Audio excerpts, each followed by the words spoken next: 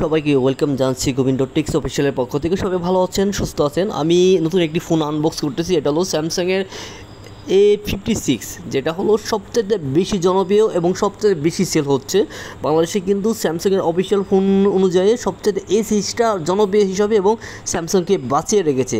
আমরা দেখে নেব এই ফোনটি কেন আমি সাজেস্ট করলাম এক বড় ভাইয়ের জন্য। এটা কিন্তু অ্যামোলেড পাচ্ছেন, সুপার অ্যামোলেড ডিসপ্লে পাচ্ছেন 6.7 ইঞ্চি।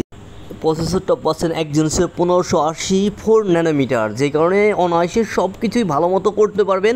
হ্যাং ইস্যুটা একদমই থাকবে না। আর ভিডিও কিন্তু পাচ্ছেন 4K ভিডিও সাপোর্টেড এবং করতে পারবেন। আর ক্যামেরা পাচ্ছেন পিছনে ট্রিপল ক্যামেরা, 50 মেগাপিক্সেল পাচ্ছেন মেন ক্যামেরা, আল্ট্রা ওয়াইড পাচ্ছেন 12 মেগাপিক্সেল এবং পাচ্ছেন হলো 5 মেগাপিক্সেল মাইক্রো ক্যামেরা। এই তিনটা ক্যামেরাই কিন্তু অ্যাভেলেবেল পাচ্ছেন। আর ফ্রন্টে পাচ্ছেন 12 মেগাপিক্সেল ক্যামেরা।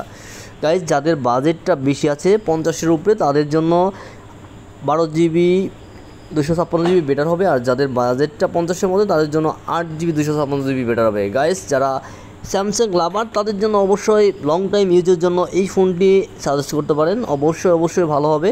গাইজ, এটার ভিতরে কিন্তু দিয়ে আছে 45 ওয়াটের চার্জার, যে কারণে আপনি কিন্তু চার্জার কিনতে হবে না, এই ভয় কিন্তু আর নেই।